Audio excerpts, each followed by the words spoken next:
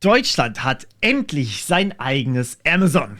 Ja, wir sind nicht mehr digital rückständig, sondern haben jetzt Lidl. Wie kann das denn sein? Naja, wir schauen uns heute gemeinsam ein Video an, das ihr euch von mir gewünscht habt. Es geht um das Video, warum sich Lidl gerade für immer verändert, von Was kostet die Welt? Einem Funkkanal. Und ja, ihr habt euch mehrfach gewünscht, dass ich darauf eine Reaction mache. Und tatsächlich, vielleicht ganz kurz zu Reactions. Ich habe ja mit Reactions auch schon einiges an Erfahrung, ja. Ich würde das gerne wieder mehr machen.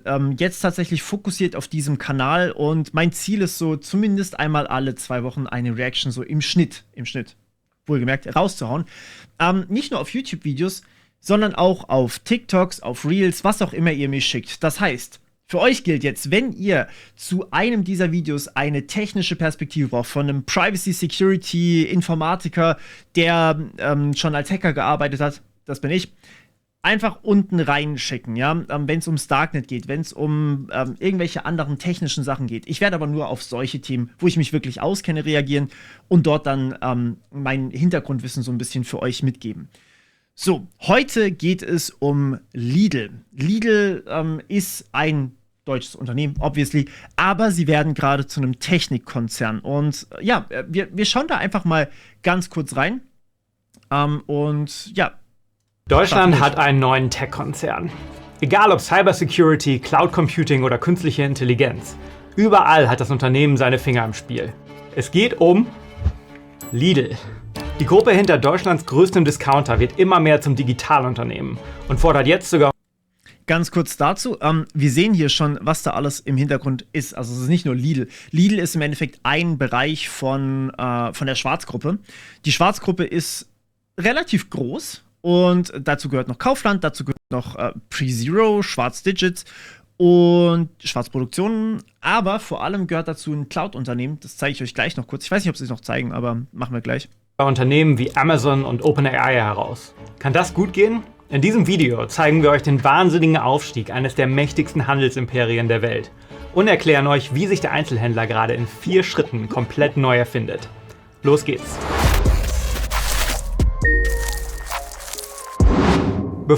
So, ganz kurz dazu, vielleicht zeige ich euch noch ganz kurz, ich habe es nämlich schon aufgemacht, das Cloud-Unternehmen hinter Lidl, das habe ich hier mal schon für euch da, und zwar Stack IT, das gehört zur Schwarzgruppe, das sehen wir hier unten, Schwarzgruppe, und das ist im Endeffekt das Unternehmen, das hinter Lidl steht. Und es steht natürlich in Deutschland, also als Cloud-Unternehmen. Eine Cloud könnt ihr euch so vorstellen, ein normales Business, eine normale Website wird heutzutage in den seltensten Fällen auf eigenen Servern betrieben. In den allermeisten Fällen läuft das Ding bei einem externen Hosting-Anbieter. So, da gibt es verschiedene Hosting-Anbieter. Und wenn man das Ganze in einem extremen Ausmaß möchte, dann braucht man eine Cloud. Cloud meint also hier nicht Dropbox oder Google Drive. Ja? Cloud meint sowas wie Amazon AWS. Amazon AWS ist, ihr könnt euch das wirklich so vorstellen, als einen extremen Hosting-Anbieter mit ganz, ganz vielen, ganz spezialisierten Angeboten für große Unternehmen. Also ich kann mir einfach so einen kleinen Server wo irgendwo mieten und dann kann ich da alles drauf klatschen, was ich möchte. Ich kann das sogar im Zweifelsfall bei mir zu Hause machen. Habe ich auch. Aber das reicht nicht, wenn ich wirklich sehr, sehr hohe Lasten habe. Also stellen wir das mal uns so vor. Bei meiner Academy, ja. Ich hab eine Academy, Bootstrap Academy, könnt ihr gerne mal reingucken, da kann man IT lernen. So, wir haben Kurse im Endeffekt, Gratiskurse übrigens, wo ihr euch Videos angucken könnt. Videokurse zum Programmieren, zur Cybersecurity, zum Hacking, zu allem Möglichen, ja, alles, was IT angeht. Und das sind natürlich Videos. Wenn ihr diese Videos jetzt guckt, dann müsst ihr die von unserem Server runterladen. So, jetzt kann unser Server eine gewisse Anzahl an Leuten gleichzeitig bedienen. Das funktioniert, weil der stark genug ist. Irgendwann wird der aber zu schwach sein. Das heißt, wir müssten einen stärkeren Server mieten. Aber was passiert, wenn der auch zu schwach ist? Wenn ich das stärkste Modell habe und trotzdem reicht der nicht aus? Was mache ich dann? Und da kommt eine Cloud ins Spiel. Bei einer Cloud könnt ihr zum Beispiel dann sagen, ich verbinde mehrere Server gleichzeitig zu einem großen Ganzen. Das heißt, für euch sieht nach wie vor alles genauso gleich aus, wie es eigentlich aussehen soll. Aber im Hintergrund steht nicht mehr ein starker Server, sondern von mir aus 10 oder 20, weil zu viele Leute gleichzeitig unsere Videos gucken wollen. Das ist noch nicht so, aber wenn das so wäre, müssten wir das natürlich so machen. So, und dafür gibt es verschiedene Lösungen. Ich habe da gerade mal vorhin durchgeguckt, um euch da mal so einen Überblick geben zu können, was die alles anbieten. Ich habe selber noch keine Erfahrung mit Stack IT, ich habe nur Erfahrung mit ähnlichen Cloud-Anbietern. Hauptsächlich den amerikanischen, weil die Stack IT noch gar nicht so alt ist, lustigerweise. Und ich war bei Amazon, AWS, und glaubt mir, AWS ist nicht so geil, wie es sich immer anhört. Amazon verdient mehr Geld mit AWS, also mit ihrer Cloud-Infrastruktur, als mit dem eigentlichen Webshop. Aber bedienen tut der sich nicht geil. Ich war bei Google Cloud, ich war bei Azure. Azure, also Microsoft, ist tatsächlich, fühlt sich am einfachsten erstmal an, aber wenn man ganz tief im Microsoft-Kosmos dann drin rumwühlt, dann fühlt es sich gar nicht mehr gut an. Anderes Thema.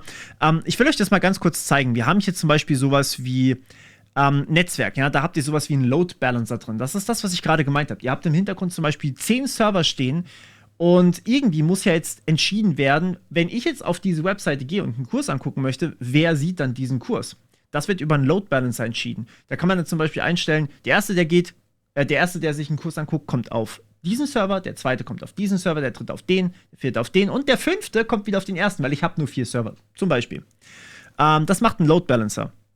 Und dann haben wir sowas wie Storage. Sieht für uns, also wenn wir es benutzen, sieht das für uns einfach ganz normal nach einer unendlich großen Festplatte aus. Im Hintergrund läuft dann Software, die so tut, als wären diese ganzen Tausende Festplatten, die da eigentlich wirklich laufen, als wäre das eine große gemeinsame Festplatte. All das ist einfach nur durch riesige Mengen an Software so gemacht, dass es sich gut anfühlt. Und das ist super geil. Wir haben sowas wie Kubernetes. Kubernetes ist auch so ein Ding. Ich kann meine Server so groß hochfahren, wie ich das brauche. Also so, dass mein einer Server eigentlich, oder meine 10 Server sich anfühlen, als wäre es ein einziger großer Server. Und das sind Dinge, die große Unternehmen immer mehr brauchen, weil wir immer mehr Leute gleichzeitig ansprechen. Weil wir mit einer Webseite nicht mehr nur 1000 Leute vielleicht gleichzeitig bedienen müssen, sondern 10.000, 100.000. Schaut euch YouTube an. YouTube muss so viele Leute gleichzeitig bedienen, die könnten das mit keinem einzigen Server der Welt gleichzeitig machen. Und deswegen braucht man eben solche Sachen. Und das, was hier die Stack IT anbietet, das sind wirklich, wirklich große Sachen, die nicht einfach zu bauen sind. Und soweit ich das weiß, haben die es auch selber gebaut. Auch sowas wie hier, Compute Engine, GPUs. Ja? Das heißt, wir mieten uns einen Server, wo 8 Grafikkarten, Profi-Grafikkarten, die speziell für KI gedacht sind, einfach gleichzeitig laufen gelassen werden können. Und ihr wisst vielleicht, wenn man sich versucht, mehr als eine Grafikkarte in den Rechner zu bauen, dann ist das echt, echt aufwendig und gar nicht mehr lustig. Das machen die quasi für euch. Ihr mietet euch da einfach einen Server und dann könnt ihr die da laufen lassen. Ist super interessant, gerade wenn man KI-Anwendungen berechnet, die einfach wahnsinnig viel Speicher brauchen. So eine Grafikkarte kostet dann gerne mal 40.000 Euro oder sogar noch mehr. Und all das kann ich dann im Endeffekt pro Minute oder pro Stunde mieten.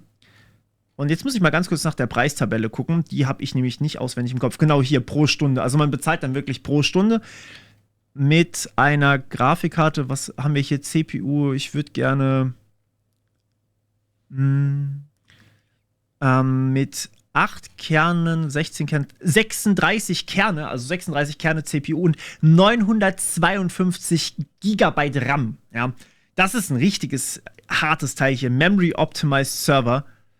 Der hier ist Compute Optimized. Da kann man quasi sich immer aussuchen, was man gerne hätte. Man sieht jetzt hier leider nicht die Grafikkarten. Das wäre tatsächlich interessant gewesen. Aber der kostet dann irgendwie 4,75 Euro pro Stunde. Das heißt, ihr könnt euch den einfach mieten, habt eine unfassbare Rechenmaschine, weil ihr braucht die ja nur, solange ihr diese Anwendung baut. Und danach braucht ihr die eigentlich nicht mehr so stark. Ihr müsst euch das nicht selber kaufen. Jemand anders hat es für euch gekauft und vermietet euch das Ganze. Weil ihr es eben nur vielleicht ein paar Tage braucht und dann eben nicht mehr. Und sowas zu haben, ist schon sehr, sehr cool.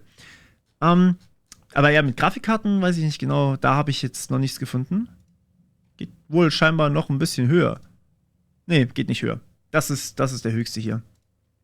Also das ist schon der teuerste und auch der stärkste Rechner. Ja, also auf jeden Fall ein Riesending, was da sich gerade tut.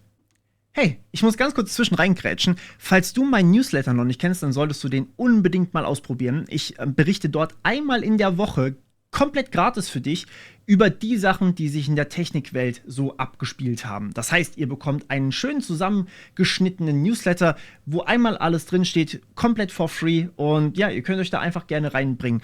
Warum ich das for free anbiete, ist übrigens ganz einfach, weil der YouTube-Algorithmus mir gelegentlich nicht so gut mitspielt und ihr dort natürlich auch alle meine Videos findet von allen anderen Kanälen, die ich sonst noch so betreibe. Plus die ganzen Events, wo ich sonst so bin. Deswegen schaut super gerne dort vorbei, falls ihr jetzt auch kein Video mehr von mir verpassen wollt und gelegentlich auch mal die Meinung eines ITlers zu einem ganz ausgewählten Thema pro Woche sehen wollt. Ja, Dankeschön. Und da steht im Hintergrund im Endeffekt Lidl hinten dran. Genau, lasst uns mal weiter reingucken. Bevor wir zu diesem Plan kommen, müssen wir uns erstmal anschauen, mit wem wir es hier eigentlich zu tun haben. Der größte Handelskonzern Deutschlands sitzt nicht in Berlin, nicht in Hamburg oder München, sondern in Neckarsulm. 26.000 Einwohner, eine Kirche, ein paar Häuser und ein 160 Milliarden Business. Hier ganz in der Nähe hat Lidl mal angefangen. Und von hier aus managt die Gruppe heute noch ihr weltumspannendes Handelsimperium. Die zentrale Figur in der Geschichte dahinter ist ein heute 84-jähriger Mann. Dieter Schwarz ist der zweitreichste Mann Deutschlands. Sein Vermögen soll laut Forbes bei 34 Milliarden Euro liegen. Da frage ich mich, wer ist der Reichste? Ist das der von Aldi dann? Also ich weiß, dass die Aldi-Brüder sich ja aufgeteilt haben in Aldi Süd und Aldi Nord. Bin ich mir aber nicht genau sicher, was da passiert ist. Ich kenne mich da nur so grob aus. Was ich aber gerade sehr, sehr interessant fand, Neckarsulm ist ja nicht groß. Das heißt, wenn Lidl im Endeffekt in Neckarsulm sitzt, dann sind halt die Steuern im Endeffekt oder die Einnahmen von Neckarsulm extrem stark an das Unternehmen gebunden. Das ist immer so ein bisschen schwierig, wenn dann eine Stadt oder wenn dieses Unternehmen dann aus der Stadt wegzieht, hat die Stadt quasi kein Geld mehr gerade zur Verfügung. Aber ja, das ist normal. Nach ihm ist auch die Unternehmensgruppe benannt, zu der Lidl gehört. Die Schwarz-Gruppe. Und das Krasse ist, Schwarz ist extrem öffentlichkeitsscheu, gibt keine Interviews, es gibt kaum Fotos von ihm. In seiner Heimatstadt Heilbronn soll er sich deshalb relativ ungestört unter die Leute mischen können. Den Grundstein für seinen sagenhaften Reichtum legt er in den 70er Jahren. Dieter Schwarz übernimmt damals den Heilbronner Lebensmittelhandel seines Vaters, verlegt die Zentrale nach Neckarsulm und setzt voll auf Expansion. Und dafür schaut er sich das Geschäftsmodell von zwei Typen ab, die gerade den deutschen Lebensmittelhandel komplett revolutionieren. Weg vom Tante-Emma-Laden hin zum Discounter mit Selbstbedienung. Es sind Karl und Theo Albrecht, die Aldi-Brüder. Die haben das Discounter-Konzept quasi erfunden. Und Schwarz macht es ihnen nach. Lange steht Lidl im Schatten des großen Konkurrenten. Aber das Unternehmen wächst und wächst. Und 2004 löst die Schwarz-Gruppe Aldi als größtes Handelsunternehmen in Deutschland ab. 2004 schon? Wahnsinn! Das hätte ich nicht gedacht. Ich selber war ja so ein Aldi-Typ, eine Ewigkeit. Und irgendwie seit 4-5 Jahren oder sowas bin ich jetzt auch bei. Nee, sind noch keine 4-5 Jahre. 3 Jahre? Höchstens. Gehe ich jetzt auch tatsächlich regelmäßig einmal zu Lidl, weil der mehr die Produkte hat, die ich brauche. Ich vertrage kein Milcheiweiß und deswegen kaufe ich sehr gerne diese veganen Produkte ein, die durchaus Kritik vertragen. Aber es ist halt keine Milch drin und ich vertrage keine Milch. Deswegen ist das für mich eine gute Lösung. Ja, krass, ich wusste nicht, dass das so heftig ist. Aber gut, Aldi hat sich ja aufgetrennt in Nord und Süd irgendwann. Und da hat man dann schon, glaube ich, so auch Unterschiede gemerkt. Ich glaube, Lidl hat das nie gemacht. Heute macht die Schwarz-Gruppe 167 Milliarden Euro Umsatz. Aldi Nord und Aldi Süd zusammen nur etwa 112. Nur? Und damit gehört die Schwarz-Gruppe zu den größten Unternehmen Deutschlands überhaupt. Hier seht ihr die Umsätze der größten DAX-Konzerne, also der größten Unternehmen, die in Deutschland an der Börse gehandelt werden. Ganz vorne steht Volkswagen mit mehr als 300 Milliarden Euro Umsatz im Jahr. Dahinter folgen so Giganten wie die Allianz, BMW oder Mercedes. Wenn wir jetzt hier die Schwarz-Gruppe einordnen müssten, läge die mit ihren 167 Milliarden Euro Umsatz auf Platz 2. Und auch an der Mitarbeiterzahl gemessen gehört die Schwarz-Gruppe zu Deutschlands Mega-Unternehmen. Weltweit arbeiten 575.000 Menschen für Schwarz. Nur 2 DAX-Unternehmen haben mehr Mitarbeiter, Volkswagen und die Telekom.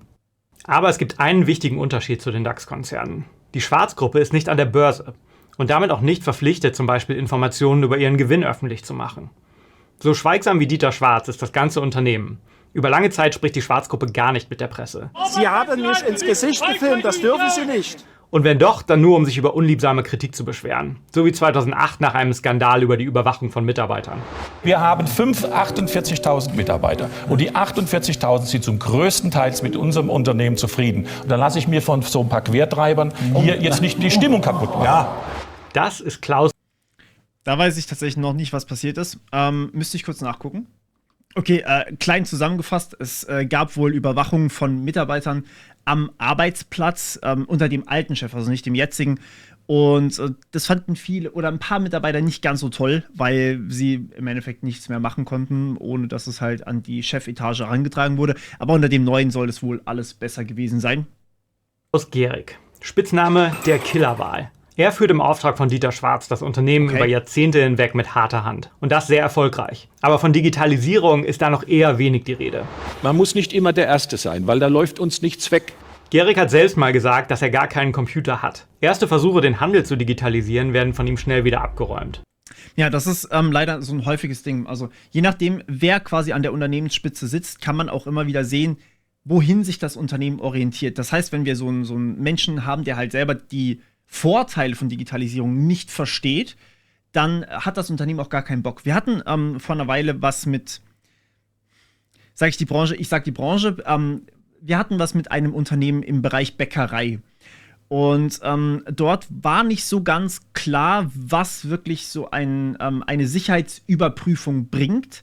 Und dementsprechend haben wir wochenlang probiert, es klarzumachen, warum ein Pentest, warum eine Sicherheitsüberprüfung durch uns im besten Fall super wichtig ist, auch für ein Unternehmen im Bäckereibereich. Also zum Beispiel, wenn man Patente absichern möchte, wenn man die Daten oder auch die Zahlungsdaten von Kunden schützen möchte. Was nicht so ganz durchgedrungen ist, weil die Person im Endeffekt, also der Chef dahinter, nicht selbst das alles machen wollte, sondern weil er gesagt hat, ja komm, hier, du, mein Mitarbeiter, der kümmert sich darum. Und das ist dann immer wieder, da sehen wir dann, dass es einfach in der Präsenz, im Bewusstsein ist, dass es wichtig ist, sich um Digitalisierung zu kümmern, wenn derjenige, der das Unternehmen führt, nicht selbst die Notwendigkeit sieht.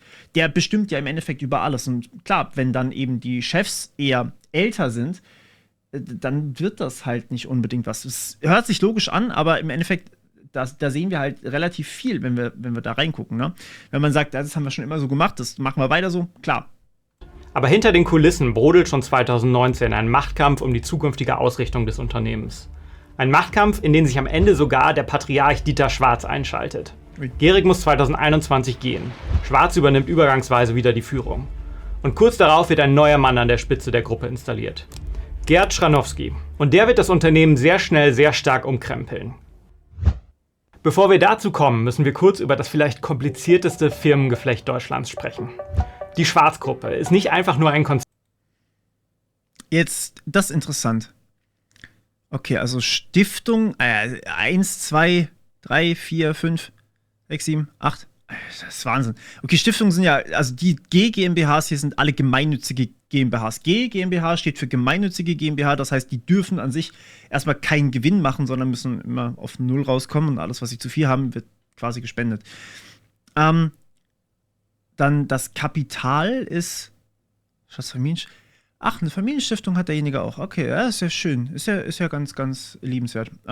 Familienstiftungen sind so ein bisschen ein Lifehack, wie du keine Steuern zahlen musst, habe ich mir sagen lassen. Ich kenne mich da nicht so gut aus, aber sowas in die Richtung. Und dann hat man, genau, hier Schwarzproduktion. Ich habe ein bisschen nachgelesen, also Kontext dazu. Ich untersuche gerade die Lidl-App. Ihr seht das hier, es ist nicht lustig, es ist wirklich, wirklich kompliziert, was die hier machen. Die Lidl Plus-App. So, das war deren Android-App. Ich untersuche die gerade so ein bisschen für ein eigenes Video auf dem anderen Kanal. Und da hinten dran, hinter dem Zahlungsdienstleister, steht nicht die Lidl GmbH. Wo waren die jetzt? Wie hieß die? Hier, Lidl. Nee, war nicht die Lidl-Stiftung. Also die Lidl-Firma steht da nicht hinten dran. Nicht die, wo ihr quasi einkaufen geht. Das ist eine andere GmbH, die sich um Lidl Plus Pay kümmert oder halt Lidl Pay kümmert. Und das hat mich ein bisschen gewundert, weil die auch für ein paar andere Sachen zuständig waren, die ich dann nicht erwartet hätte. Konzern mit mehreren Subunternehmen. Sie setzt sich zusammen aus Dutzenden GmbHs, Stiftungen und Kommanditgesellschaften. Respekt an den Wikipedia-Autor TipTop123, der vor ein paar Jahren mal mit dieser Grafik versucht hat, da Überblick zu schaffen. Dankeschön. So, genau. Also ich dachte für die Zahl, das ist aber nicht vollständig. Na, das ist nicht vollständig. Da fehlt noch ein bisschen was. Okay, also egal, ihr wisst Bescheid. Lidl Pay, nicht die Firma, die auch die Lidl-Geschäfte betreibt. Die sind da irgendwie nicht direkt also die sind schon miteinander verknüpft, aber die sind nicht dazu da, um das Payment abzuwickeln, was ich irgendwie weird fand, aber wahrscheinlich macht das irgendwie Sinn, wenn sie das noch irgendwo anders integrieren wollen. TV-Vermögensverwaltung, lustig. Keine Sorge, merken müsst ihr euch das alles nicht. Für uns relevant ist Folgendes. Die Schwarzgruppe hat im operativen Geschäft 4 Bereiche, die jeweils eigene Unternehmen sind. Da wäre zum einen natürlich Lidl. Mit 126 Milliarden Euro macht der Discounter-Gigant den mit Abstand größten Teil des Umsatzes aus. Die zweite große Säule im Schwarzbusiness ist Kaufland. Mit 34 Milliarden Euro bringt die Kette etwa 1/5 des Gesamtumsatzes. Weitere 4 Milliarden kommen aus der eigenen Lebensmittelproduktion und nochmal 4 Milliarden aus dem Entsorgungsunternehmen PreZero. Gebündelt sind die 4 Sparten in einer Gesellschaft, der Schwarz Unternehmenstreuhand, deren Chef Gerd Schranowski ist. Und dann ist da noch die gemeinnützige Schwarz Stiftung, der die meisten Anteile an der Gruppe gehören. Die finanziert mit den Schwarzmilliarden gemeinnützige Projekte. Dazu kommen wir gleich noch. Ihr seht, die Schwarzgruppe hat sich ein ziemlich krasses Imperium aufgebaut. Womit wir wieder bei Gerd Schranowski sind. Unter dessen Leitung steht das Handelsimperium von Schwarz nämlich vor gleich 2 Problemen. Erstens, der Umsatz von Lidl ist zwar zuletzt nochmal ordentlich gewachsen.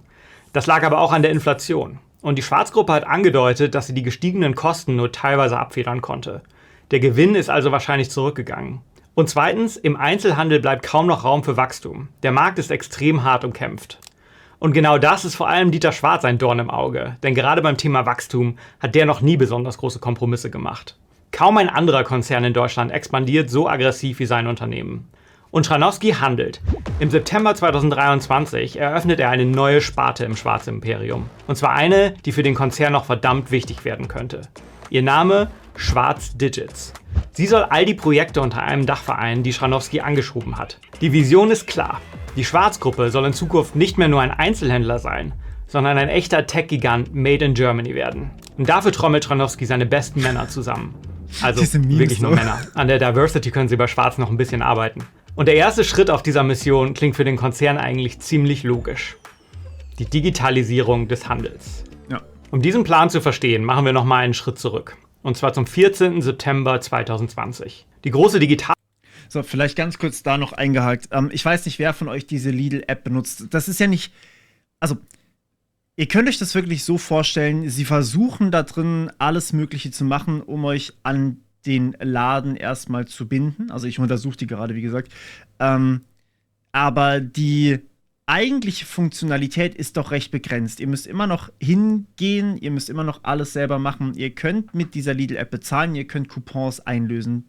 That's it. Erstmal so oberflächlich betrachtet. Es gibt noch ein paar mehr Funktionen im Detail, aber ich fand die alle nicht so wesentlich wichtig. Und dann habe ich mich gefragt, okay, wie könnte so ein digitalisierter Supermarkt wirklich aussehen? Wie vielleicht das dann auch in Zukunft aussehen könnte bei Lidl. Und habe dann mal ein bisschen woanders hingeguckt. Rewe hat da schon ein bisschen was gemacht. Und zwar, da kann man ja wirklich diese einzelnen Codes abscannen. Und dann bezahlt man die direkt in der App und hat einfach alles im Einkaufswagen, geht einfach wieder raus und es gehört euch. So, das heißt, ihr könnt quasi das Kassenband sparen, ihr müsst aber immer noch hingehen. Rewe hat aber auch eine Liefer-App, wo ihr entweder vorbestellen könnt, dann einfach hingehen könnt und alles mitnehmen könnt, das wird quasi für euch gerichtet, oder sogar zu euch geliefert wird. Und ich weiß nicht, ob ihr das gesehen habt. Ich glaube, das war in Hamburg. Da gab es kleine Rewe-Roboter, also nicht humanoide Roboter, die rumlaufen oder sowas, sondern es war wirklich so ein kleines Fahrgestell, wo einfach was reingeladen wurde, im Endeffekt ein Einkaufswagen, der motorisiert war, der dann autonom zu euch nach Hause fährt. Und das war, soweit ich weiß, auch von Rewe. Was aber interessant war, die haben das relativ schnell wieder eingestellt, weil so häufig diese Einkaufswägen überfallen wurden, also klar, man hat sie trotzdem abgeschlossen und alles, man hat dann einen Code bekommen, sie wieder aufzumachen zu Hause, aber die wurden trotzdem so oft überfallen, dass es sich für Rewe nicht mehr gelohnt hat. Deswegen haben die das einfach wieder eingestellt.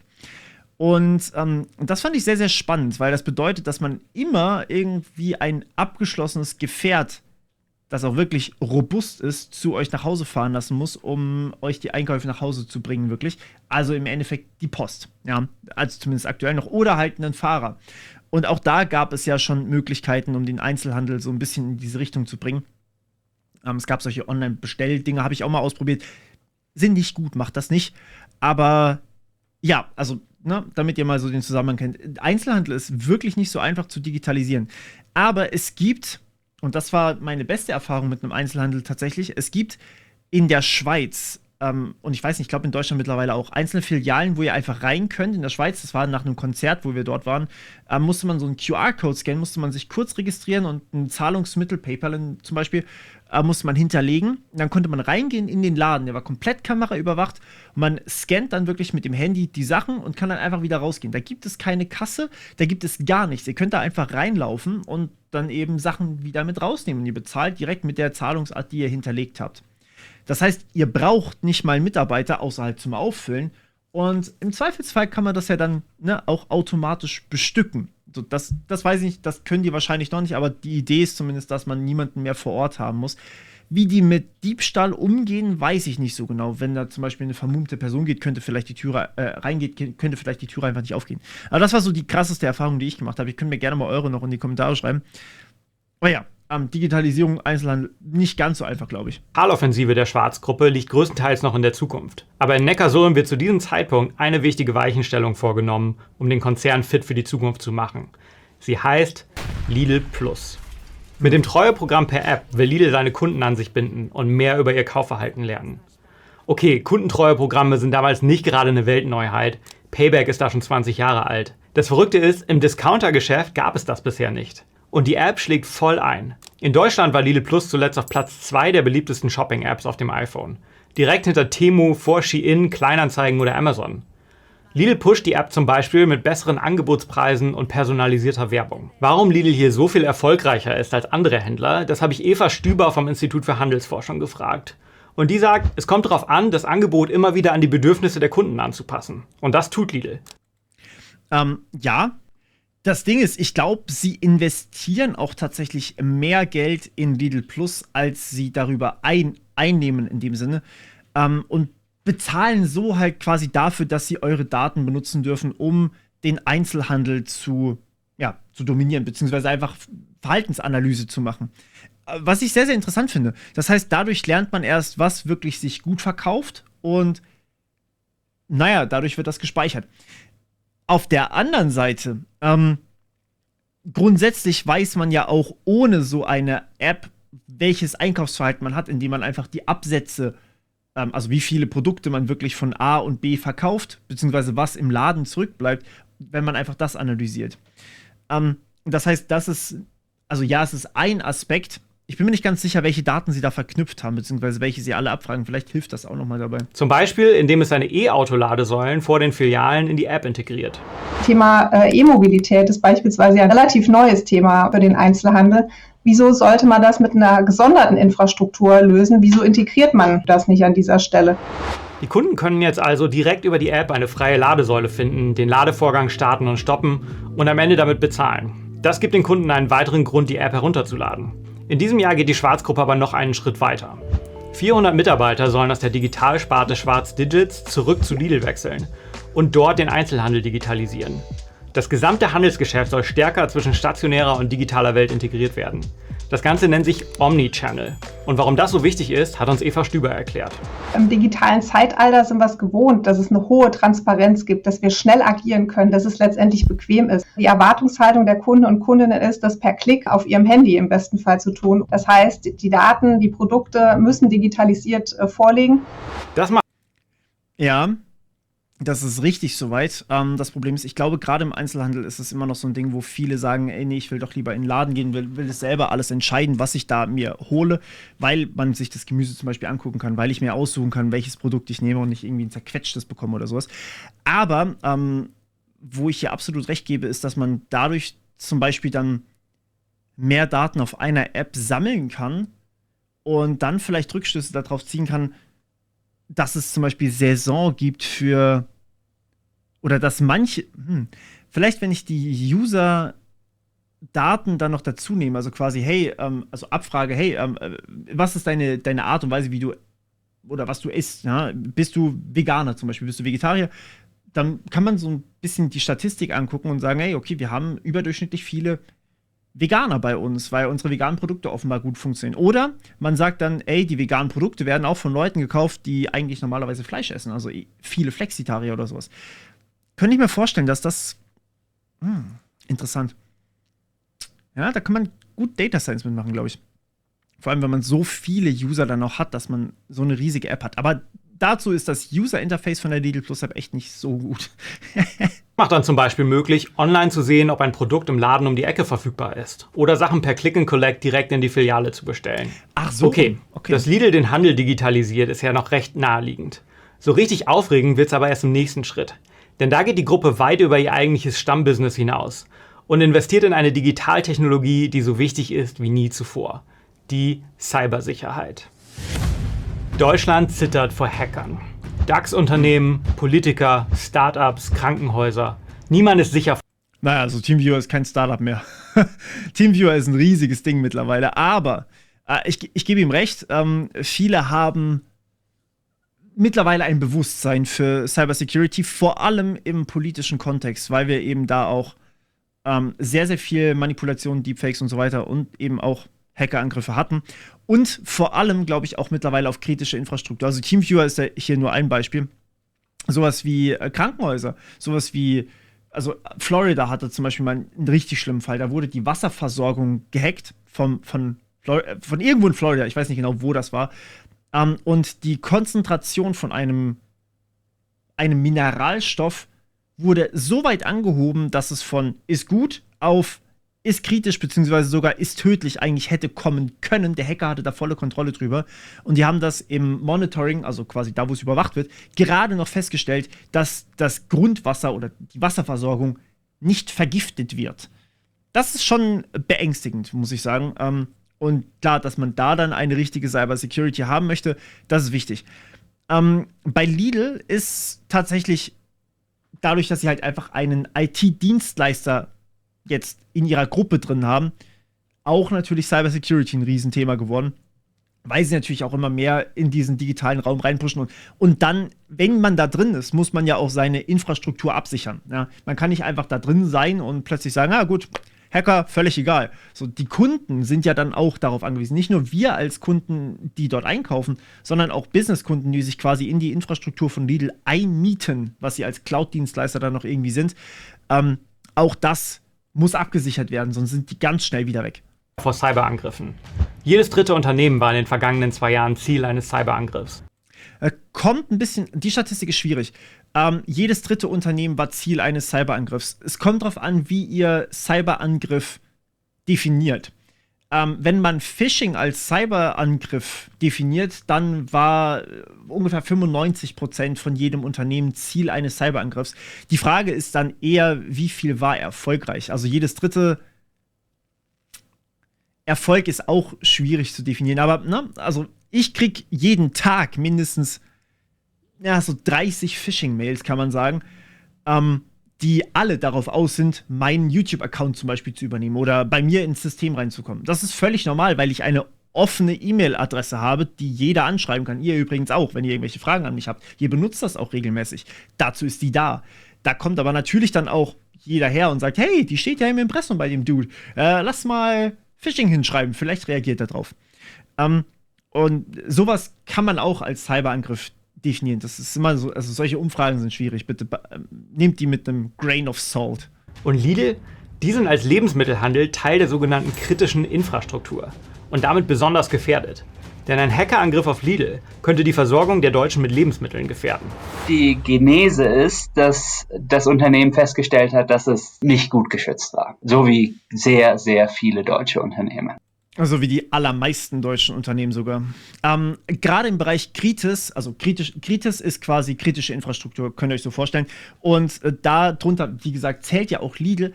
Und die haben jetzt aber dieses Jahr im Oktober eine neue Verordnung, NIS 2. Das ist eine neue Verordnung, die eigentlich von der EU schon seit einer Ewigkeit beschlossen wurde. Deutschland hat es dann noch mal ein bisschen mehr verzögert und, oh hoppla, wir müssen ab Oktober compliant sein. Also quasi ab Oktober muss es umgesetzt sein, obwohl Deutschland noch bis vor ein paar Monaten nichts Genaues definiert hatte, wie das auszusehen hat. War komplett furchtbare, wir sind zu langsam dabei gewesen, okay? Die Unternehmen haben zu wenig Zeit gehabt, um das alles umzusetzen, deswegen wird es jetzt ganz schön eng. Aber wir haben noch einen Monat ungefähr, da muss es fertig sein. Cool. Ja. Also, auf jeden Fall ist eine neue Cybersecurity-Verordnung, wo es im Endeffekt darum geht, kritische Infrastruktur nochmal deutlich besser abzusichern. Das heißt, Lidl war nicht so frei und wollte das unbedingt für sich machen. Die mussten. So wie eigentlich viele kritische Infrastrukturunternehmen. Aber sie sind, glaube ich, jetzt auch schon relativ weit dadurch, dass sie so früh schon in Richtung Tech-Unternehmen expandiert sind, haben die ja auch die Kapazitäten gehabt und die Experten in-house gehabt, die das machen können. Deswegen, ich glaube, Lidl hatte da weniger Schwierigkeiten als andere Unternehmen. Also Wasserversorgung gehört da auch dazu, Stromversorgung gehört da dazu. Chemiekonzerne gehören da mittlerweile auch dazu. Da ist schon alles, was irgendwie kritisch ist, was nicht ausfallen darf, ist mittlerweile oder ist jetzt dann kritische Infrastruktur und muss sich besonders stark absichern. Und das ist schon sehr, sehr teuer. Die einfach digital nicht auf der Höhe sind. Das ist Gustav Theile, Journalist bei der FAZ, der die Schwarzgruppe als Korrespondent begleitet hat. Gustav sagt hier also, Lidl ist verwundbar und muss dringend in Cybersecurity investieren. Und dafür bietet sich im November 2021 eine Chance. Das israelische Cybersecurity-Unternehmen XM Cyber steht zum Verkauf. Hinter XM Cyber steckt ein ehemaliger Chef des israelischen Geheimdienstes Mossad. Große amerikanische Tech-Konzerne sollen Interesse an dem Startup haben. Aber der Zuschlag geht nicht etwa an Amazon, sondern an die Schwarzgruppe. Der Kaufpreis 700 Millionen Euro. Allein das ist schon eine ziemliche Ansage. Aber kurz darauf kommt dann sogar noch ein zweites israelisches Startup dazu, Cyber Observer. Und das aus gutem Grund, denn die Schwarzgruppe baut gerade eine mächtige Cybersecurity. Ganz kurz dazu, habt ihr das gerade gesehen, was hier unten stand?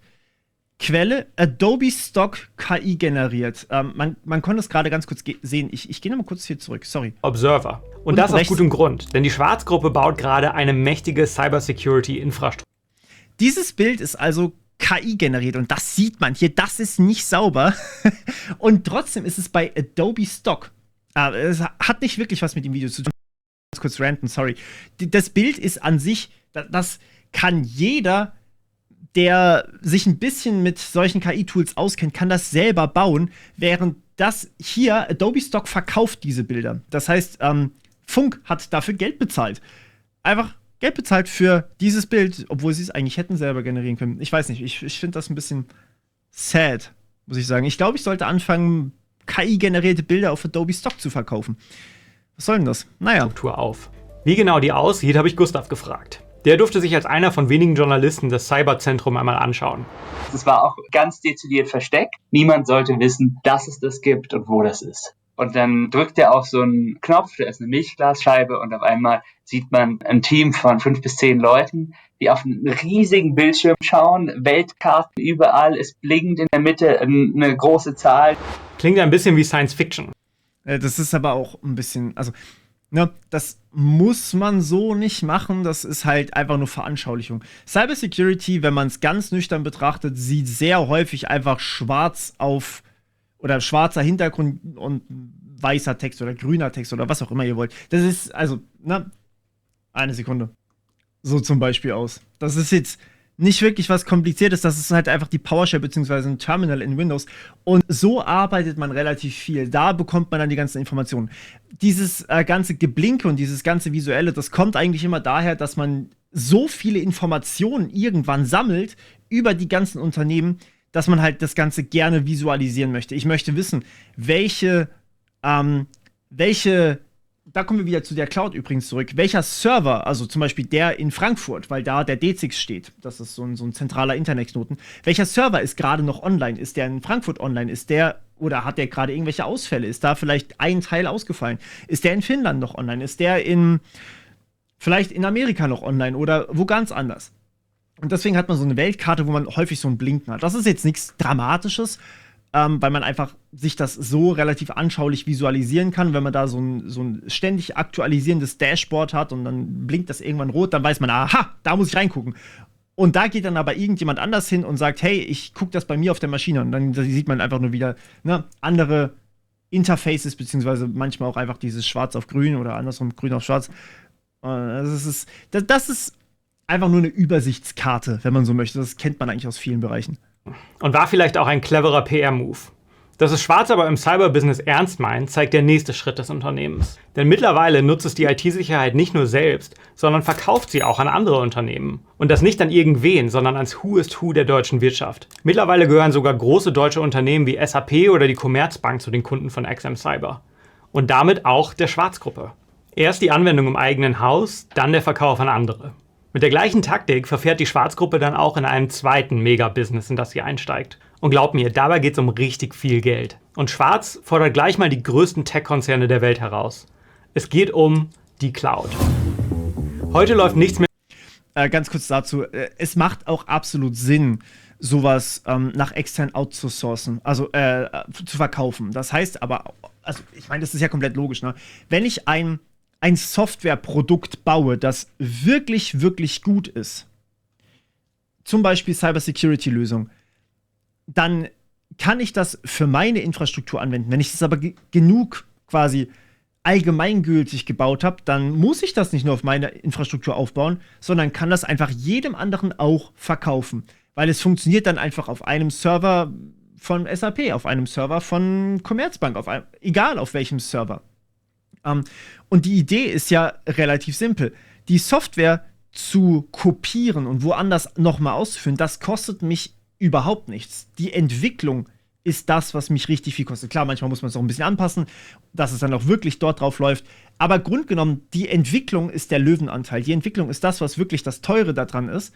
Und der Verkauf, die Produktion davon, also quasi die Auslieferung, das ist dann eigentlich eine Frage von Support, eine relativ günstige Frage, weswegen man Software auch so unfassbar gut skalieren kann. Ob ich jetzt nehmen wir ein Computerspiel, ob ich jetzt World of Warcraft an eine Person verkaufe oder an 1 Million Leute, das kostet mich, abgesehen vielleicht von einer DVD, wo ich draufbrenne, im Zweifelsfall, oder vielleicht dem Download, der ein bisschen meiner Serverleistung zieht, das kostet mich fast dasselbe. Während das Erstellen des Spiels ist ja das Teure daran. Und deswegen kann man auch hier einfach sagen, hey, die Cybersecurity-Lösung, die verkaufe ich einfach an andere noch weiter. Das sind Softwareprodukte. Während jetzt sowas wie ein Pentest zum Beispiel, also ein Hackerangriff, der beauftragt ist, wo man dann schaut, ey, ist das Ding eigentlich sicher? Das kostet jedes Mal das Geld, weil jedes Mal muss wirklich ein Mensch da sitzen und schauen, wie sieht's denn innen drin aus. Und auch da kann man natürlich mit Software unterstützen, sodass der Pentest schneller geht oder dass der Test einfach schneller geht und das Audit vielleicht schneller geht. Aber grundsätzlich muss da immer ein Mensch dran sein, der den Hauptanteil tut. Das ist eher eine Dienstleistung, die man da verkauft und nicht unbedingt eine Software. Deswegen da wird so ein bisschen unterschieden. Aber klar, es macht ja 100% Sinn, wenn ich so ein Ding habe, dass ich das dann auch einfach weitergebe. Mehr ohne die Cloud. Für Privatkunden und für Unternehmen. In den Rechenzentren der großen Cloud-Anbieter liegt so ziemlich alles, was ihr im Internet abruft. Vom Netflix-Film über das KI-Modell bis zur Excel-Tabelle. Und auch ja, depends. Machen wir nochmal kurz. Was ihr im Internet abruft. Vom Netflix-Film über das KI-Modell bis zur Excel-Tabelle. Nein. Excel-Tabelle, ja, wenn ihr einen Cloud-Anbieter habt, wo diese Excel-Tabelle eben liegen kann. Also Microsoft 365 wäre so ein klassisches Beispiel. Google hat auch seine eigene Cloud für Excel-Tabellen. Aber ich kann auch eine Excel-Tabelle vollkommen lokal bei mir speichern. Ich kann auch NAS im Endeffekt bei mir laufen lassen und das wäre quasi auch dann Cloud-Infrastruktur. Cloud ist einfach also Cloud ist einfach der PC von jemand anderem, ja. Und manchmal sind das halt mehrere PCs, die zusammenkommen. Da sind keine speziellen PCs hinter. Das ist einfach nur ein bisschen anderes Betriebssystem. Das ist optimiert auf Cloud. Ja, auf viele Leute gleichzeitig bedienen. Aber ich kann, wenn ich ein ganz normales Linux zum Beispiel bei mir auf meinen Rechner aufspiele, kann ich genauso gut einen Cloud-Server draus bauen oder einen Web-Server draus bauen, wie ich das mit jedem anderen Rechner auch kann. Das ist keine spezielle Technik dahinter, das ist einfach nur Software. Und naja, wem ich das halt zur Verfügung stelle, das bleibt dann mir überlassen. Und auch die Schwarzgruppe braucht gewaltige Rechenzentrumskapazitäten, um ihr weltweites Geschäft zu managen. Ja. Den Cloud-Markt dominieren heute 4 große Unternehmen. Genau. Das hatte ich euch vorhin schon ganz kurz gesagt. AWS ist von Amazon, das ist das ganz große Ding. Amazon Web Services, AWS, das ist das ganz große Ding. Da ist wirklich alles zu Hause, also vieles zu Hause. Ne? Da liegt auch sowas wie Netflix, Duolingo. Solche ganzen Unternehmen liegen einfach dort und haben alle ihre Daten dort gespeichert in Datenbanken, die wirklich nur von AWS sind. Die Server liegen nur bei AWS. Die Websites, also die Frontends, das, was ihr seht, liegt nur da. Und obviously bei Google liegt dann halt sowas wie YouTube und Google. Klar, die zahlen dafür ja quasi nichts. Und das hier, das A ist Azure, das ist von Microsoft. Da liegt die deutsche Infrastruktur ganz gerne. Und Alibaba ist im Endeffekt auch ein riesiger Cloud-Anbieter mittlerweile. Also diese 4% sehen klein aus. Das ist riesig, ne? Der Markt ist unbezahlbar. Und da ziehen eigentlich, also Google nicht. Google ist zu klein, beziehungsweise der andere Bereich von Google ist zu groß. Aber AWS und Azure sind so die fast schon Löwenanteile der Unternehmen. Kann man sich wirklich so vorstellen. AWS ist mächtiger als der Verkauf von Amazon fast schon. Aus Amerika und China, die auch als Hyperscaler bezeichnet werden. Microsoft, Google, Alibaba und mit Abstand der Marktführer Amazon. Und das ist für die Schwarzgruppe ein ziemliches Problem. Wenn ich bei Lidl einkaufe und die App benutze, weiß das Unternehmen, welchen Käse ich gerne esse, wie viel Geld ich jede Woche für Lebensmittel ausgebe, ob ich regelmäßig was im Onlineshop bestelle und fairerweise, abgesehen vom Online-Shop, ist aber, dass ihr dort einkauft und dass ihr Käse kauft, ist so oder so in deren Unternehmen einfach hinterlegt. Weil, naja, der Käse geht ja raus. Ja, der ist ja dann Inventar minus Käse, Inventar plus Geld. Das sieht das Unternehmen so oder so schon. Und ob ich mit dem E-Auto gekommen bin. Das führt mal dazu, dass mir Lidl dann viel gezielter Werbung ausspielen kann und ich am Ende mehr Geld ausgebe.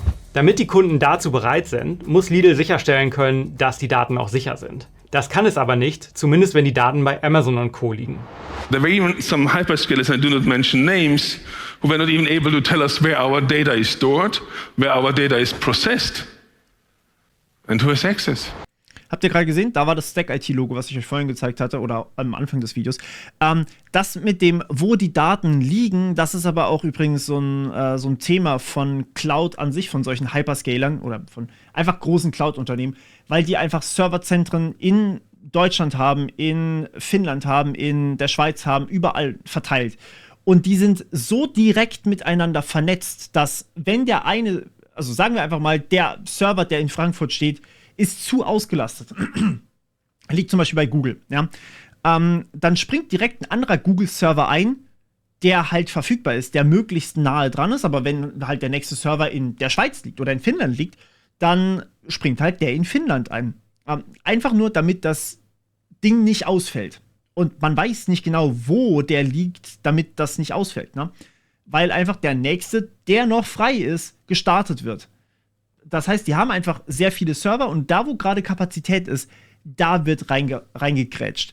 Und klar, wenn wir gerade bei uns hier, sagen wir mal Netflix-Abend, es regnet draußen in Deutschland, alle sitzen vor der Glotze, der eine glotzt Netflix, der andere glotzt Amazon Prime, liegt beides bei Amazon im Grunde genommen auf den Servern von Amazon.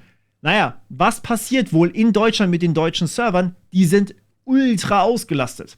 Logisch, oder? Alle Deutschen sitzen zu Hause vor der Glotze. Einige davon gucken wahrscheinlich Netflix.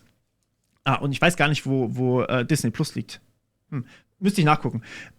Auf jeden Fall springt da natürlich nicht ein anderer deutscher Server ein, weil Deutschland insgesamt einfach ausgelastet ist. Die haben schon alle Kapazitäten aufgebraucht. Und wahrscheinlich regnet es in der Schweiz auch. Oder in der Schweiz sitzen auch gerade viele vor der Glotze, weil es dieselbe Zeitzone ist. Also springen wir ein paar Zeitzonen weiter und landen dann irgendwann halt in den USA, wo dann halt auch ein paar Daten rüberfließen, damit das für uns funktioniert. Das ist vereinfacht gesagt und die müssen dann natürlich trotzdem gegensteuern, weil unsere Daten an sich laut Abkommen nicht einfach in die USA fließen dürfen, aber zumindest unterstützend können die teilweise schon wirken. Weswegen viele einfach gar nicht sagen können, wo genau gerade der Server eingesprungen ist. Also ob das jetzt ein deutscher Server war, ein Schweizer Server, ein finnischer Server, ne? Je nachdem, wo halt gerade Kappas sind. Das ist Rolf Schumann, Chef der Digitalsparte von Schwarz. Schumann sagt also, Hyperscaler wie Amazon und Microsoft könnten ihm nicht garantieren, was mit den Daten passiert. Und dafür findet die Schwarzgruppe eine Lösung. The first thing we did is we invented an own cloud. Richtig. Das Unternehmen wird kurzerhand selbst zum Cloud-Anbieter. Zunächst nur für sein eigenes Geschäft. Die IT inklusive der Online-Shops von Lidl und Kaufland läuft jetzt über eigene Schwarz-Rechenzentren. Aber dann, erzählt Schumann, kommen plötzlich andere deutsche Unternehmen und sagen, hey, wir haben das gleiche Problem mit dem Datenschutz. Und mal wieder wittert die Schwarzgruppe ein Geschäft. 2022 beginnt sie, auch anderen Unternehmen ihre Cloud-Dienste anzubieten. Und weil die internationale Konkurrenz groß ist, macht sie die Cloud Made in Germany mit deutschen Datenschutzstandards. Fun Fact dazu, wo wir gerade Cloud Made in Germany, das ist so ein Trigger-Word für mich.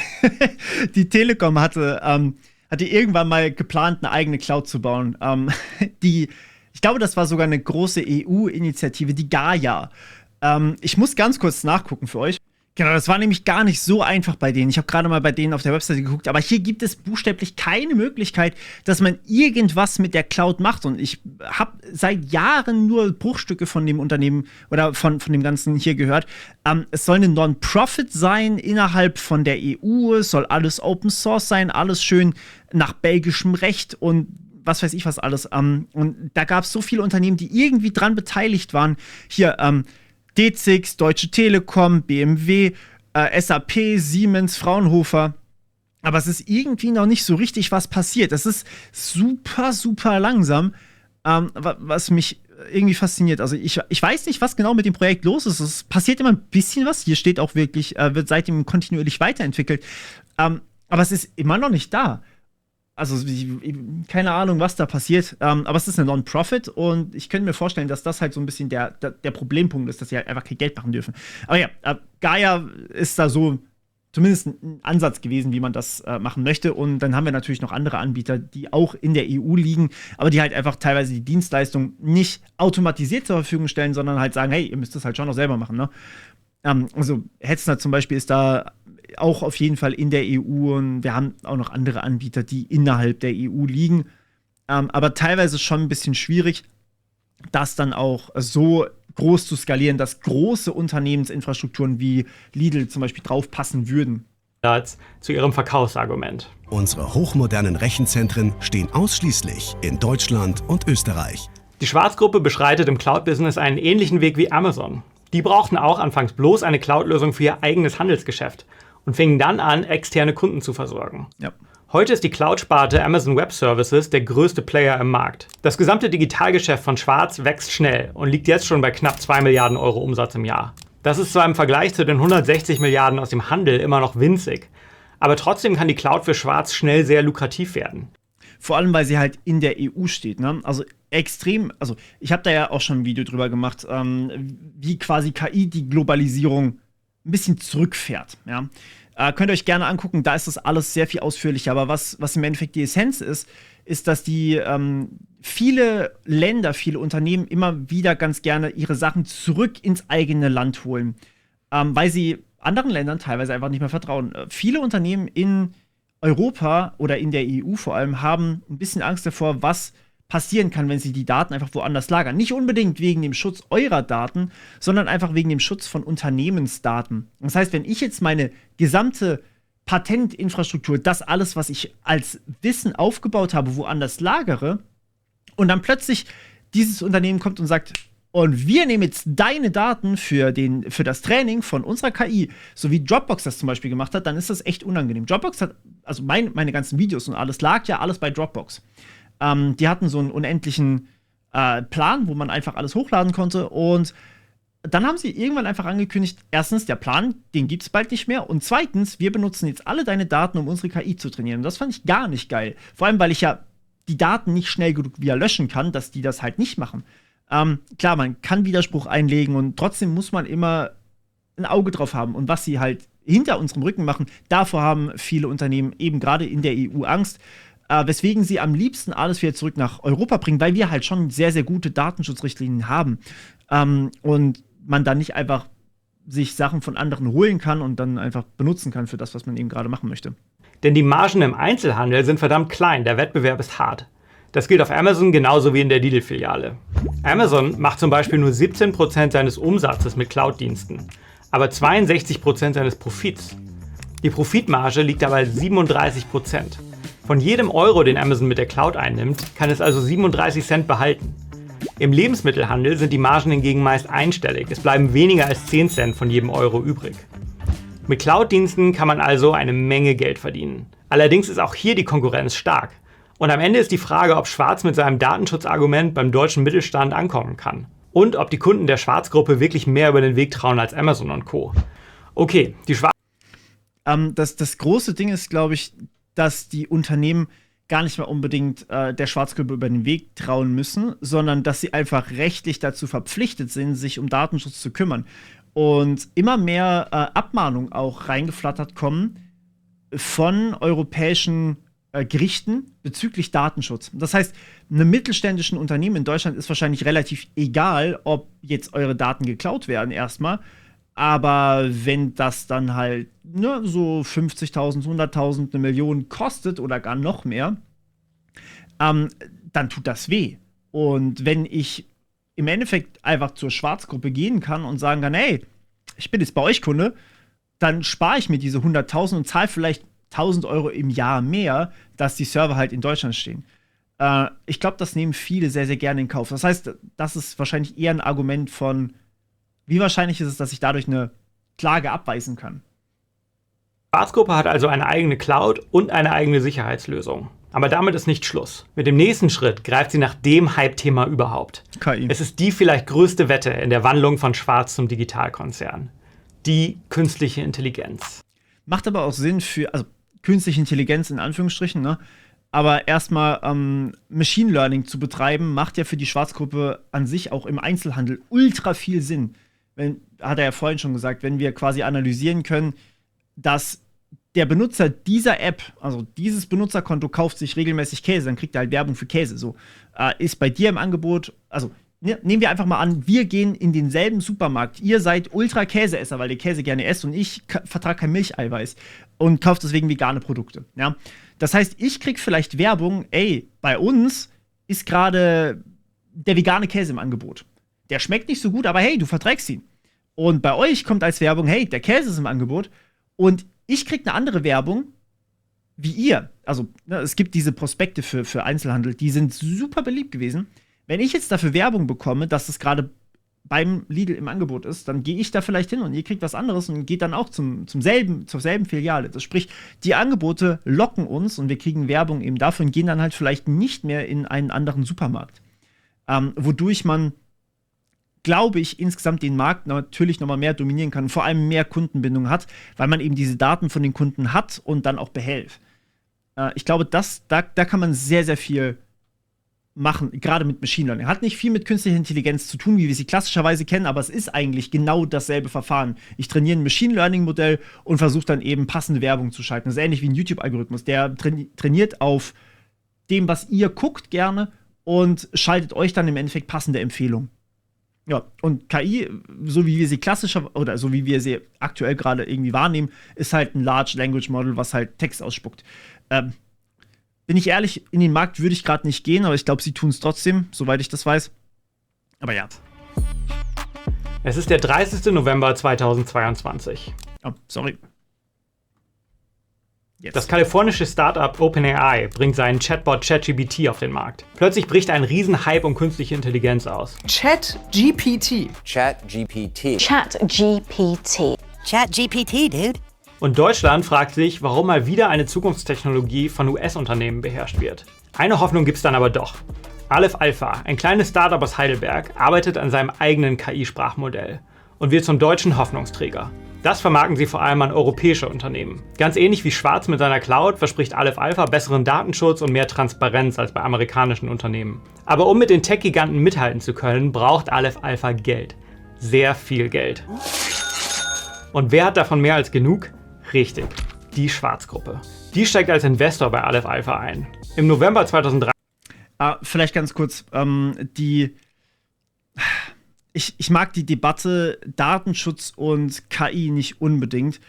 Ich muss dazu ein bisschen ausholen. Wenn ich bei ChatGPT was eingebe, dann kann das grundsätzlich fürs Training benutzt werden. Das läuft auf amerikanischen Servern. Ich bin komplett abhängig von diesem Dienstleister. Das wird bei denen in der Cloud ausgelöst oder ausgeführt. Genauso ist das bei Gemini, das ist von Google. Genauso ist das bei was haben wir noch für große Player? Ja, die beiden eigentlich. Und Claude vielleicht noch. Die drei sind alle nicht europäisch und ich muss im Endeffekt die nutzen, wenn ich eine Anfrage ausführen möchte. Es gibt aber durchaus noch wirklich, wirklich viele KI-Modelle, die einfach so open sind. Also einfach gratis zum Herunterladen. So, das bedeutet, ich kann einfach mir zum Beispiel Llama herunterladen. Llama ist das von Meta, also Facebook, das KI-Modell von denen, das auch wirklich, wirklich gut ist. Llama 3.1, das größte von denen, hat in Tests GPT-4o überboten. Also es war stärker als das Modell hinter ChatGPT. Und ich kann mir das theoretisch einfach runterladen und bei mir ausführen. Ich muss dazu nicht die Daten an jemand anders schicken, ich muss nur eine sehr, sehr starke Hardware haben. Und theoretisch könnte ich jetzt auch mit der Cloud von Lidl dieses Modell ausführen. Rein theoretisch. In der Praxis sieht es ein bisschen anders aus, weil Meta auch gesagt hat, wir liefern keine Modelle mehr nach Europa aus, weil die im AI-Act uns zu weit gegangen sind. Das ist ein bisschen ein politisches Thema geworden. Aber man muss nicht die Daten, also die Anfrage, die ich in einen Chatbot eingebe, die muss ich nicht an einen fremden Server schicken. Ich muss die nur ans KI-Modell schicken. Und es gibt genug KI-Modelle, die herunterladbar sind und open sind, also frei verfügbar sind, sodass ich die auf meiner eigenen Hardware ausführen kann, die von mir aus sogar nicht mal Internet hat. Ich kann bei meinem Rechner hier jetzt das Internet ziehen, dann kann ich zwar das YouTube-Video hier nicht mehr weitergucken, aber ich kann noch immer mein Llama 3 Modell benutzen, was ich tatsächlich runtergeladen habe. Das hat ungefähr so 40 Gigabyte oder so und das kann ich einfach ausführen. Und das läuft auf meiner Hardware. Es dauert halt ein bisschen, es ist nicht so super schnell, weil mein Rechner einfach nicht so schnell ist wie eine riesige Cloud. Aber ich kann das machen. Und deswegen finde ich die Debatte ein bisschen schwierig, weil dann verlässt wirklich kein einziges Datum meinen Rechner. Dann kann eigentlich auch niemand wegen Datenschutz irgendwas sagen. Naja, wollte ich nur dazu sagen noch. 2023 sammelt das Startup eine 500 Millionen Euro Investition ein. Der größte Teil davon soll von der Schwarzgruppe kommen. Und das ist nicht alles. In Heilbronn entsteht bis 2007 500 Millionen ist übrigens super, super wenig dafür. Also hier, was heißt super, super wenig? Aber es ist auf jeden Fall nicht viel. Zum Vergleich, OpenAI hat 8 Milliarden gesammelt für einfach nur die Rechenzentren. Also einfach nur für die Menge an Rechenpower, die sie jetzt brauchen. Sie haben nicht so viel bekommen, aber naja, also je mehr Geld du hast, desto stärkere Hardware kannst du dir kaufen, desto größer kannst du dein Modell machen. Weil je größer die Hardware ist, desto mehr Neuronen, desto mehr Parameter kannst du im Endeffekt in dieses neuronale Netz für die künstliche Intelligenz reinpumpen. Und wenn du genug Neuronen da drin hast, desto mehr kann es im Endeffekt speichern. Und dadurch wird es halt besser. Das heißt, eigentlich, je mehr Geld da reingepumpt wird, desto stärker ist das halt. 27 ein ganzer KI-Campus für Forschung und Startups, der Innovationspark AI oder kurz IPAI. Im IPAI sollen Forscher und Unternehmer eng zusammenarbeiten und neue Anwendungsbereiche für die KI entwickeln. Auch Aleph Alpha will dort eine Zweigstelle eröffnen. Große deutsche Unternehmen wie Audi, ich muss das ganz kurz durchgucken, wer da alles dabei ist. Und wird sich beteiligen. Okay. Und so soll eine Art schwäbisches Silicon Valley entstehen. Und wesentlich finanziert wird das aus den Lidl-Milliarden. Denn initiiert und wesentlich mitfinanziert. Ach, die Stiftung hat da Kohle reingegeben. Und die Stadt Heilbronn und das Bundesministerium BAVÜ und schau an. Die Schwarzgruppe an sich auch nochmal. Schau mal hier. Das ist die Stiftung auch von der Lidl, von der Schwarzgruppe. Und das ist die Schwarzgruppe selber. Das ist das Land, das ist die Stadt und das ist die Stadtsiedlung. Okay. Krass. Ja gut, aber ich meine, es geht ja auch nur um die Infrastruktur. Es geht ja nicht unbedingt um die Rechenzentren, oder? Dafür. Also ich meine, die Rechenzentren sind das, was eigentlich teuer ist. Nicht unbedingt, dass da eben Leute zusammenkommen können. Also ich meine, im Grunde genommen kann ich von hier zu Hause genauso gut KI-Forschung machen, wie jemand, der an diesem Campus ist, sofern wir halt Rechenleistung haben. Hat das Ganze. Und starkes Internet übrigens. Man braucht starkes Internet, weil ich ja die ganzen Trainingsdaten, die ich im besten Fall habe, was im besten Fall auch mehrere Petabyte sind, die muss ich ja da irgendwie hinbekommen in diese Server, damit ich das trainieren kann. Die Schwarz-Stiftung. Erinnert euch, das ist die gemeinnützige Stiftung, der die Schwarzgruppe größtenteils gehört. Die gibt für den Bau des Campus 50 Millionen Euro. Dabei soll es aber nicht bleiben, denn im IPAI sollen ein gemeinnütziger und ein privatwirtschaftlicher Teil sehr eng verzahnt sein. Und der privatwirtschaftliche Teil, die IPAI Management GmbH, gehört, ihr ahnt es, zur Schwarzgruppe. Laut Handelsblatt fließen aus dem Schwarzimperium insgesamt sogar bis zu 2 Milliarden Euro in das Projekt. Okay, das wiederum die KI-Investitionen ergeben Sinn als logischer nächster Schritt. KI-Anwendungen laufen in der Regel in der Cloud. Die Schwarzgruppe will bald zusammen mit Aleph Alpha Anwendungen anbieten, die dann auf ihrer Cloud genutzt werden. Das finde ich eine schwierige Annahme. Ich will das nochmal ganz kurz wiederholen. Diese Annahme, dass wir sagen, KI läuft standardmäßig in der Cloud, ist schon problematisch an sich. Weil das, ich finde nicht, dass das der Standard sein sollte und sein darf. Ich kann bei mir hier lokal ein Modell ausführen, das mir gute Bilder generiert. Das zum Beispiel hier, Flux, ja. Flux ist eine neue bildgenerierende KI aus dem Schwarzwald, aus Freiburg, ja, wo ich aufgewachsen bin. Also ich bin nicht ganz in Freiburg aufgewachsen, bin nebendran aufgewachsen, aber gegen Freiburg. So, die kommen daher. Und deren Modell ist komplett einfach frei verfügbar. Und ich lade das runter bei mir. Ich kann das, glaube ich, gar nicht bei denen, doch, ich kann es bei denen ausführen, aber normalerweise lädt man sich das Ding runter, führt das auf seinem eigenen Rechner aus und das funktioniert wunderbar. Da brauche ich gar nichts für. Was ich dann aber damit machen kann, ist, ich kann feintrainierte Add-ons dafür erstellen. Sowas wie einen kleinen Tweak, könnt ihr euch vorstellen, ein Mod, ja, für die Gamer unter euch. Ich kann einen Mod erstellen, dass das Modell vielleicht, das davor durchschnittlich war auf Gesichtern von Menschen, danach überdurchschnittlich geil für Gesichter von Menschen ist, aber halt nur noch das kann. Dann kann ich mir aber einen zweiten Mod erstellen, ich kann die einfach so an- und ausschalten, dass es gut für Anime ist. Und dann kann ich einen dritten Mod erstellen, dass es gut für Stockvideos über Cybersecurity ist. Ja, und so kann ich das einfach anstellen. Und allein das ist einfach schon was ich in der Cloud nicht machen kann. In der Cloud habe ich zum Beispiel Midjourney. Da kann ich nur Midjourney benutzen. Da muss ich alles in einem Modell vereinen und kann nicht einfach die LoRa's an- und ausschalten, also diese kleinen Mods. Oder auch die feintrainierten Varianten des Modells. Das geht da nicht. Deswegen, gerade bei Bildgenerierung sind wir eigentlich mittlerweile auf dem Stand, es ist mächtiger, wenn wir es bei uns zu Hause ausführen können, weil wir eben diese ganzen Mods an- und ausschalten können. Und bei Sprachmodellen haben wir einen ähnlichen Fall. Da gibt es mittlerweile auch wirklich viele Modelle, die auf einzelne Anwendungen optimiert sind. Also Anwendungen wie Code. Ja? Es gibt Modelle, die kann ich bei mir lokal ausführen, die sind besser im Coden als alle anderen Modelle, die ich in der Cloud ausführen kann.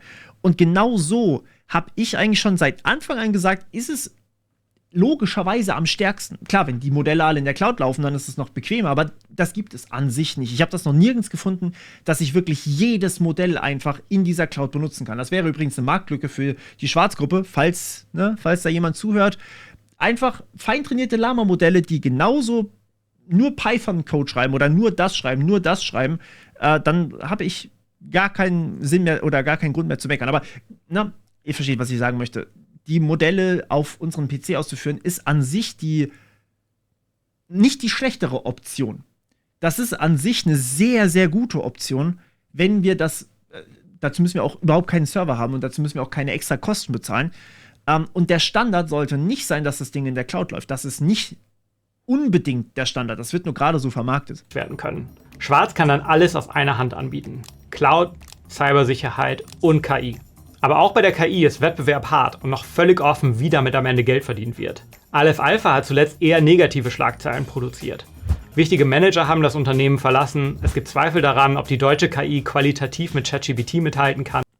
Und deswegen sollte man auch einfach, also klar sollte man was Eigenes entwickeln, aber vielleicht auch eher zusammenarbeiten. Wir haben ja sowas wie Mistral, die auch sehr, sehr starke Modelle bauen, die sitzen in Frankreich. Wir haben offene Modelle wie das von Meta. Das kann man alles benutzen. Und deswegen, also klar sollte man an eigenen Lösungen forschen, aber ich bin mir nicht sicher, ob jetzt gerade die beste Idee ist, da Milliarden reinzustecken, die man einfach braucht, um ein gutes Modell zu bauen, nur um ein doch offenes Modell auf den Markt zu bringen, sodass im Endeffekt das gemacht wird, was Meta sowieso macht für uns. Also, man sollte jetzt nicht nur bei Meta sein, aber ihr versteht, was ich meine. Mistral ist auch offen und kann man auch einfach runterladen. Und Kritik, das Unternehmen habe seine 500 Millionen Investition schön gerechnet, weil vieles von dem Geld gar nicht direkt an Aleph Alpha floss, sondern in eine mit dem IPAI verknüpfte Gesellschaft. Kontrolliert von, natürlich, der Schwarzgruppe. Und auch für den KI-Campus in Heilbronn gilt, noch ist das alles Zukunftsmusik. Ob sich die KI-Investitionen für die Schwarzgruppe am Ende auszahlen und nicht nur ein gemeinnütziges Projekt bleiben, ist im Moment noch eine riesige Wette. Allein in den letzten 3 Jahren hat sich bei der Schwarzgruppe extrem viel verändert.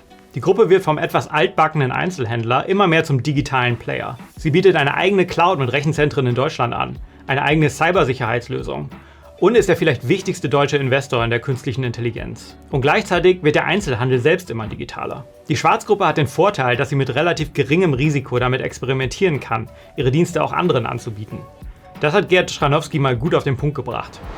Unsere IT managt 7 Milliarden Kundenkontakte. Wir kennen jeden dritten Europäer persönlich. Wenn da noch andere Mittelständler andocken, merken wir das gar nicht. Weil Lidl so groß ist, kann es durch die interne Nutzung all dieser Technologien eine Menge lernen. Und der Wettbewerb im freien Markt macht wiederum die IT für Lidl selbst besser. Die Konkurrenz ist mit den amerikanischen Tech-Krisen verdammt hart. Aber im Lebensmittelhandel sind die Margen klein, das Wachstum endlich. Wenn die Schwarzgruppe weiter wachsen will, bleibt ihr nichts anderes übrig, als sich konsequent neue Geschäftsfelder zu erschließen. Nur wenn das alles so klappt, dann wird Lidl wirklich bald zum deutschen Amazon. Und das ist tatsächlich, glaube ich, ein ganz gutes Fazit. Also sie expandieren ja extrem weit. Und ich glaube, dass da schon auch ein gewisser Markt offen ist. Ich meine, viele Unternehmen wollen genau das. Und das sieht man ja auch. Das ist ja schon im Endeffekt bewiesen, dass das auf dem Markt gebraucht wird und dass wir einfach auch eine deutsche Infrastruktur brauchen, die digitale Möglichkeiten bietet. Und wir haben sowas an sich schon, aber eben, wenn wir alle bei Amazon sind, alle bei Microsoft sind, dann ist es schwierig.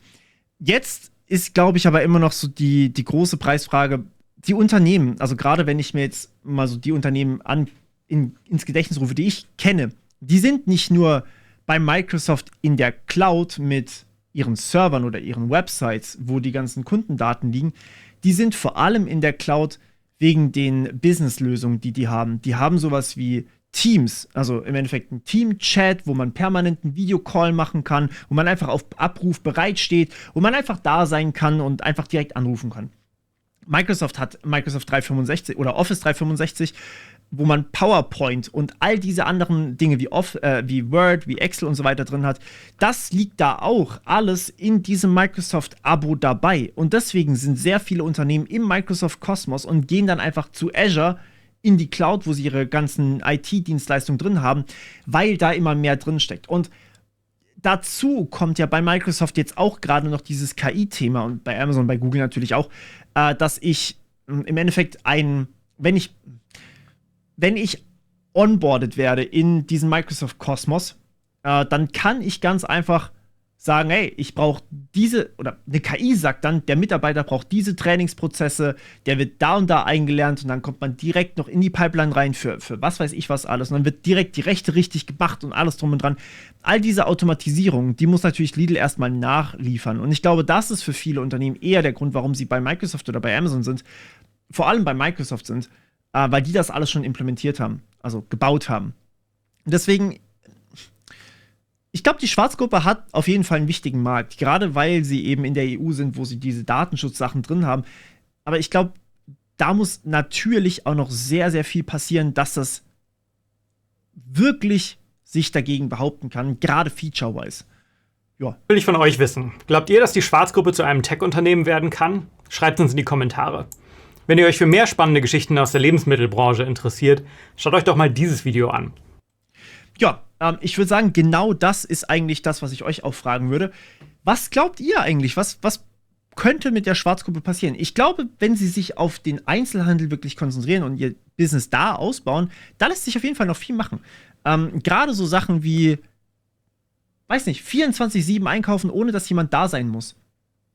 Einfach in den Supermarkt reingehen, abscannen, rausgehen oder vielleicht gar nicht mal abscannen, dass du einfach mit der Lidl-App direkt am Eingang hebst du dran und dann wird direkt getrackt, wo bist du eigentlich im Markt und dann nimmst du das mit und dann wird es direkt abgebucht, einfach von deiner Lidl-App. Das wäre sowas, was ich als logischen nächsten Schritt sehe, aber wahrscheinlich soll das genau passieren, indem sie diese Mitarbeiter von der Schwarzgruppe jetzt da in die Lidl-Gruppe wieder zurückgezogen haben. Ich nehme an, dass das genau da passieren wird.